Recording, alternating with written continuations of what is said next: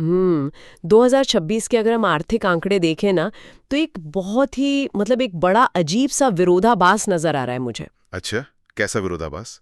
देखिए, एक तरफ तो निफ्टी 50 का जो प्रदर्शन है वो इमर्जिंग मार्केट्स के मुकाबले पिछले 30 सालों में सबसे खराब स्तर पर है। बाजार लगातार अंडर परफॉर्म कर रहा है। हम्म। लेकिन हम्म। दूसरी तरफ भारतीय रिटेल निवेशक हर महीने एसआईपी के जरिए लगभग 29,000 करोड़ रुपए बाजार में डाल रहे हैं। ये एक बहुत बड़ा असंतुलन है ना? हाँ, बिल्कुल, ये सच में हैरान करने वाला है। वही तो, अर्थव्यवस्था के एक हिस्से में एकदम सुस्ती छाई है, जबकि दूसरे हिस्से में आम लोग बिना थके अपना पैसा लगा रहे हैं। तो ऐसा क्यों हो रहा है? आज के इस गहन विश्लेषण में हमारा जो मिशन है वो इसी पहेली को सुलझाना है। बिल्कुल सही। लोग अतिरिक्त पैसा कैसे कमा रहे हैं, उसे किन मनोवैज्ञानिक दबावों के बीच निवेश कर रहे हैं, और कैसे दुनिया भर के जो मैक्रो इकोनॉमिक झटके हैं वो उनके इन फैसलों से टकरा रहे हैं। बहुत ही जरूरी विषय है ये। हाँ, और इस चर्चा के लिए हमारे पास 3 बहुत ही अहम स्रोत हैं। पहला है Amazon बिजनेस की 45 साइड बिजनेस आइडियाज वाली रिपोर्ट। दूसरा, IJIRT की SIP और इन्वेस्टर बिहेवियर पर की गई एक एम्पेरिकल स्टडी। और तीसरी हाँ, है, तीसरी शायद HDFC वाली है। जी बिल्कुल, HDFC म्यूचुअल फंड की बहुचर्चित ईयरबुक 2026। तो चलिए इसकी परतें खोलते हैं, क्योंकि ये कहानी हमारे रोजमर्रा के छोटे फैसलों से शुरू होकर ग्लोबल जियोपॉलिटिक्स तक जाने वाली है। सही कहा। और ये पूरी यात्रा ना इस बात को साबित करती है कि व्यक्तिगत आय और जो हमारे ग्लोबल मार्केट्स हैं वो अब कोई दो अलग अलग दुनिया नहीं रह गए हैं। कैसे?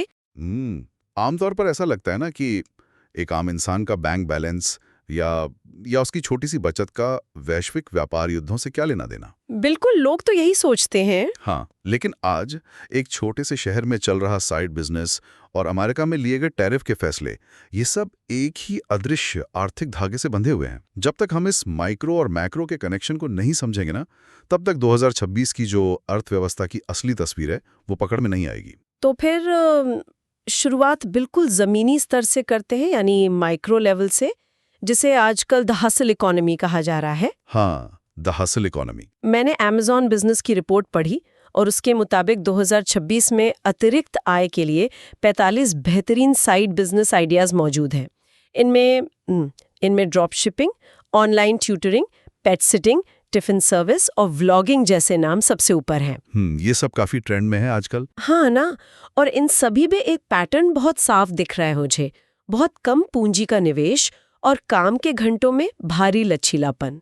अब इस पूरे ट्रेंड को देखकर मेरे दिमाग में एक एनालॉजी आ रही है। बताइए, क्या एनालॉजी है? अगर आज एक इंसान अपनी 9 से 5 की नौकरी के बाद रात में ड्रॉप शिपिंग का काम कर रहा है या वीकेंड पर कंटेंट क्रिएट कर रहा है, तो क्या हमारी आज की इकोनॉमी एक स्विस आर्मी नाइफ की तरह नहीं हो गई है?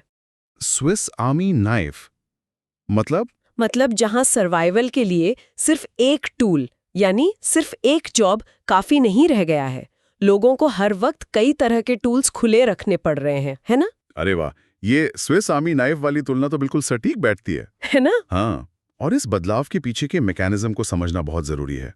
Amazon बिजनेस की ये लिस्ट ये सिर्फ कुछ अतिरिक्त पैसे कमाने की मजबूरी को नहीं दर्शाती। ये एक बहुत बड़े ढांचागत बदलाव यानी स्ट्रक्चरल शिफ्ट की तरफ इशारा कर रही है। अच्छा, वो कैसे? उदाहरण के लिए ड्रॉप शिपिंग को ही ले लेते हैं। कुछ साल पहले तक रिटेल बिजनेस का क्या मतलब था?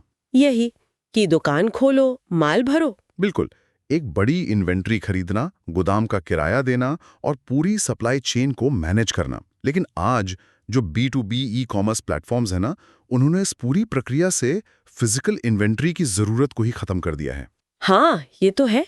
आपको बस बेचना आना चाहिए। सही कहा।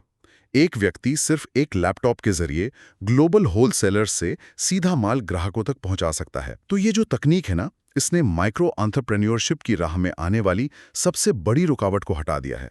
लोग अब किसी कॉर्पोरेट स्ट्रक्चर पर निर्भर रहने के बजाय अपने खुद के समय और स्किल्स का मुद्रीकरण कर रहे हैं। ये एक तरह का पावर शिफ्ट भी लगता है मुझे। बिल्कुल है।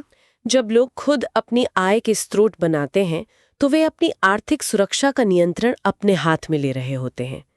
लेकिन इस स्विस आर्मी नाइफ अप्रोच का एक दूसरा पहलू भी है। वो क्या? देखिए, जब दिन रात की मेहनत से ये अतिरिक्त आय पैदा हो जाती है तो एक नई तरह की मनोवैज्ञानिक चिंता जन्म लेती है कि भाई इस पैसे को इन्फ्लेशन से कैसे बचाया जाए, इसे कहाँ और कैसे निवेश किया जाए। हाँ, पैसा कमाना एक बात है, उसे बढ़ाना दूसरी। बिल्कुल, और यहीं से हमारी ये चर्चा व्यक्तिगत निवेश और एसआईपी के मनोविज्ञान की तरफ बढ़ती है। आईजीआईआरटीज की स्टडी के जो आंकड़े हैं वे दिखाते हैं कि रिटेल निवेशक हर महीने 29,000 करोड़ रुपए का भारी निवेश कर रहे हैं।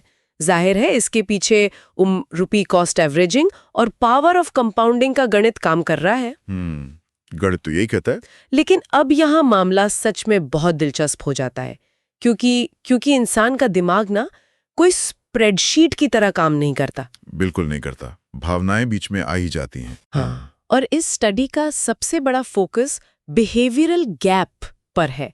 अगर हम आज के फिनटेक एप्स के डिजाइन को देखें, ग्रो या ज़ेरोधा जैसे एप्स, तो उन्होंने इन्वेस्टिंग को एक ऑनलाइन शॉपिंग कार्ट जैसा बना दिया है। हाँ, यूआई बहुत आसान कर दिया है। बहुत ज्यादा आसान।